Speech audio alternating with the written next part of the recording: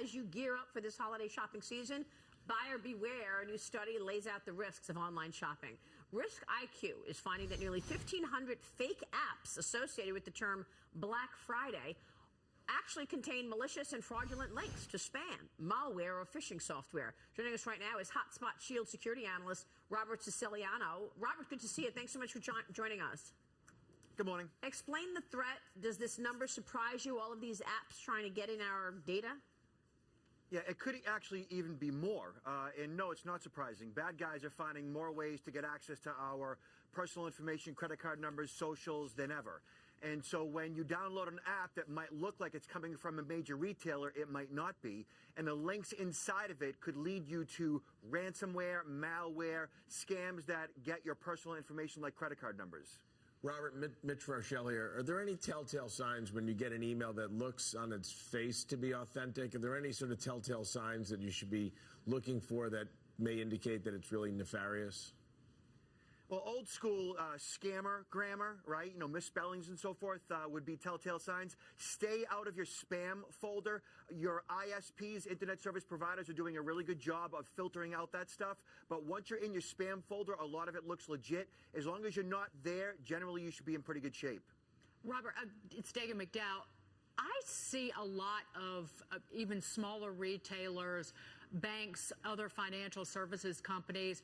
They send out emails that are unclear, that even healthcare providers. And it raises an issue of these retailers and businesses need to do a better job at communicating with their customers if they're going to be sending out emails, because a lot of times they look like spam, quite frankly. They look like phony emails. Yeah. You know, some studies show that as much as 95% of emails today, or, you know, scammy emails, lead to ransomware, which is a form of malware. Here's the deal. I don't generally click on links in the body of an email unless I've just signed up for a brand new site and I have to confirm my email address. Otherwise, even statements that I get from my bank or credit card company, I'm not clicking the links in the body of the email. I go to my favorites menu, or I use a password manager to access that information. You just cannot trust phishing, you know, as is, or email as is, because of phishing, because there are just too many ways in which people can get scammed and get viruses. Yeah, it's John Layfield here. If you happen to get something that looks legit and you click on it and then you realize as soon as you click on it that it was probably not legit, is it too late at that point, or is there anything you can do at that point, or they already got you?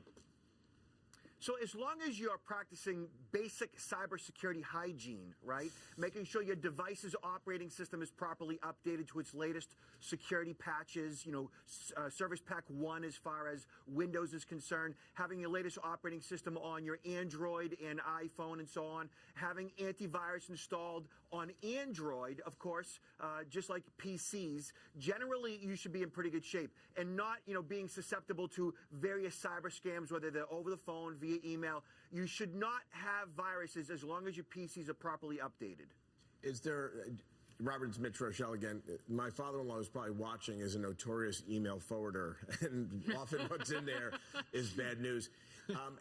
Protecting yourself in terms of being sort of reactive as opposed to proactive, and operating some sort of a virus protection software in the background, is there anything that you'd recommend out there for the regular, you know, PC or Mac owner?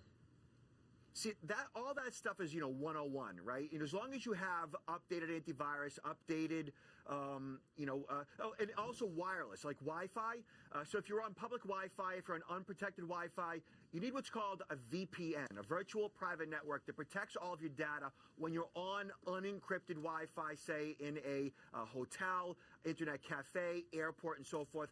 I work with Hotspot Shield, and they lock down your wireless communications when you're on unprotected Wi-Fi, which is kind of a big deal. There are tools you can get out there for free or for a small fee that essentially will sniff all of your unprotected Wi-Fi communications, and that's a pretty, you know, big risk, along with that recent crack attack, which is a vulnerability in a lot of operating systems and hardware that can easily sniff out even some encrypted Wi-Fi communications, which is why a VPN is so important today. And the threats are everywhere. I mean, we're talking about over $1 billion of the $9 billion in Black Friday sales last year, driven by mobile apps, right? You have different tips for different platforms.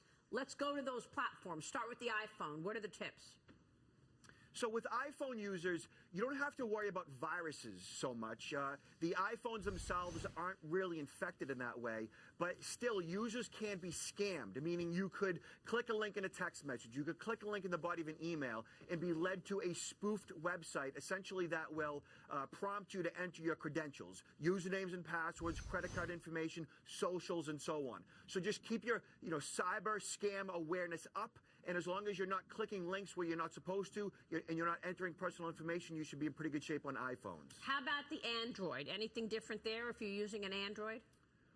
Yeah, so Androids are just as susceptible to malware, malicious viruses, and so forth as PCs are. And most people don't know that you have to have antivirus on an Android phone. That's like a Samsung, an HTC, and so on. So go to Google Play and look for antivirus in Google Play and download and install on your Android device. All right, we'll leave it there. Robert, thanks for the tips. Thank you so much. Happy Thanksgiving. Robert Siciliano To you joining too. us there. All right, coming up.